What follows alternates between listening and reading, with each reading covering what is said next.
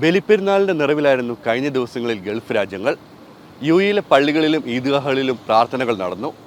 ദുബായിലും ഷാർജയിലും അജ്മാനിലും നടന്ന മലയാളത്തിലുള്ള പ്രാർത്ഥനകളിൽ പതിനായിരങ്ങളാണ് പങ്കെടുത്തത്.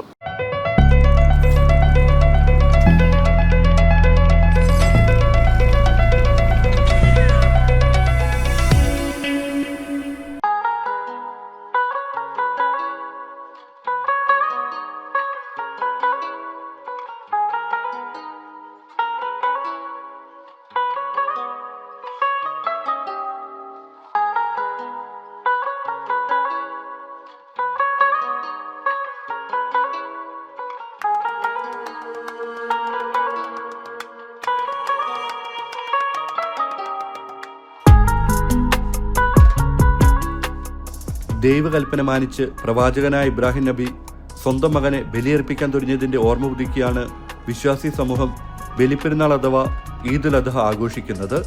പ്രാർത്ഥനകൾ ചൊല്ലിയും ദൈവിക മഹത്വങ്ങൾ പ്രവർത്തിച്ചും വിശ്വാസികൾ പെരുന്നാളിനെ വരവേറ്റപ്പോൾ ആരാധനാലയങ്ങൾ മുതൽ മൈതാനങ്ങൾ വരെ പ്രാർത്ഥന നിരതമായ പ്രഭാതമാണ് ഈദ് ദിനത്തിൽ കടന്നുപോയത്.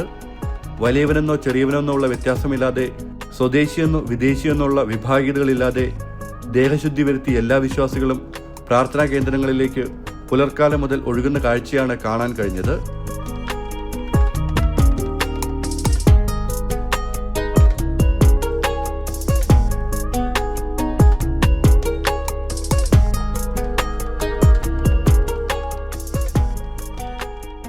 UAE പള്ളികളിലും ഈദ്ഗാഹുകളിലും പെരുന്നാൾ നമസ്കാരത്തിന് വിപുലമായ ക്രമീകരണങ്ങളാണ് ഒരുക്കിയിരുന്നത്. മലയാളികളുടെ നേതൃത്വത്തിൽ ദുബായിലും ഷാർജയിലും അജ്മാനിലും ഈദ്ഗാഹുകൾ ഉണ്ടായിരുന്നു. വിവിധ മലയാളി കൂട്ടായ്മകളുടെ ആഭിമുഖ്യത്തിൽ നടന്ന ഈദ്ഗാഹുകൾക്ക് നാട്ടിൽ നിന്നെത്തിയ പണ്ഡിതന്മാരാണ് നേതൃത്വം നൽകിയത്. രാവിലെ 5:41 മുതലാണ് UAE വിവിധയിടങ്ങളിൽ പ്രാർത്ഥനകളും പെരുന്നാൾ നമസ്കാരവും ആരംഭിച്ചത്. ഷാർജയിൽ ഹുസൈൻ സലഫി പെരുന്നാൾ നമസ്കാരത്തിന് നേതൃത്വം നൽകി.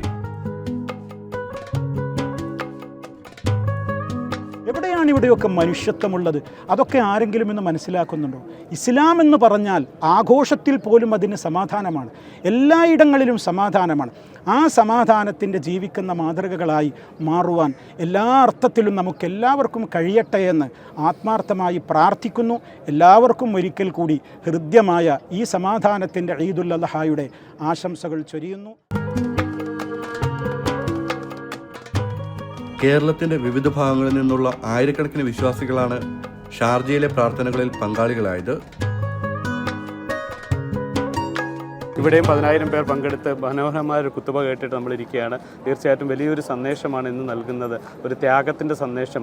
17 ലക്ഷം ആൾക്കാർ അവിടെ ഹറമിൽ കൂടിയിട്ട് അവർ 2 കഷണം വെള്ളത്തുണിയുമായി അവർ അള്ളാഹുവിനോട് പ്രാർത്ഥിച്ചിട്ട് സ്വീകരിക്കണേ എന്നുള്ള പ്രാർത്ഥന. നമ്മളും അതോടൊപ്പം തന്നെ നമ്മളിൽ നിന്ന് ഇതൊക്കെ സ്വീകരിക്കണേ എന്നുള്ള ഒരൊറ്റ പ്രാർത്ഥനയേ ഉള്ളൂ.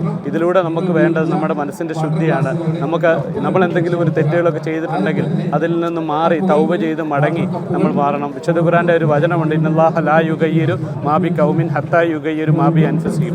ഒരു ജനത സ്വയം മാറാൻ തയ്യാറാകാത്തിടത്തോളം അള്ളാഹു അവനെ മാറ്റത്തില്ലെന്നുള്ള ഇബ്രാഹിം നബിയുടെയും ഇസ്മായിൽ നബിയുടെയും ചരിത്രം ഓർത്തുകൊണ്ട് നമുക്ക് മനസ്സിനൊരു തഖ്വ വന്നുകൊണ്ട്, മനസ്സിനൊരു ശുദ്ധി വന്നുകൊണ്ട് മാറുക എന്നുള്ള ഏറ്റവും വലിയ സന്ദേശം പരസ്പരം അങ്ങോട്ടും ഇങ്ങോട്ടും ബന്ധങ്ങൾ കൂട്ടിയിണക്കി 10,000 ആൾക്കാർ പങ്കെടുത്ത ഈദ്ഗാഹിൽ നിന്നും ഇങ്ങനെ ഒരു സന്തോഷം കിട്ടിയത് വളരെ സന്തോഷം.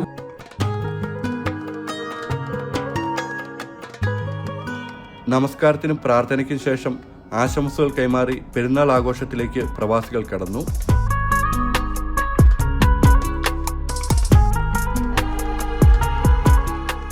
അതേസമയം ഈ വർഷം ഹജ്ജ് നിർവഹിച്ചത് 165 രാജ്യങ്ങളിൽ നിന്നുള്ള 16,73,230 തീർത്ഥാടകരാണ്.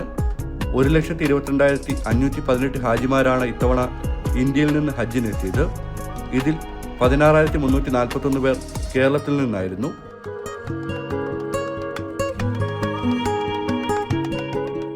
ഈ വർഷത്തെ ഹജ്ജ് വേളയിൽ പുണ്യഭൂമിയിലെത്തിയ തീർത്ഥാടകർക്ക് മികച്ച സൗകര്യങ്ങളാണ് സൗദി ഭരണാധികാരി സൽമാൻ രാജാവിൻ്റെയും കിരീടാവകാശി മുഹമ്മദ് ബിൻ സൽമാൻ രാജകുമാരൻ്റെ നേതൃത്വത്തിൽ ഏർപ്പെടുത്തിയത്.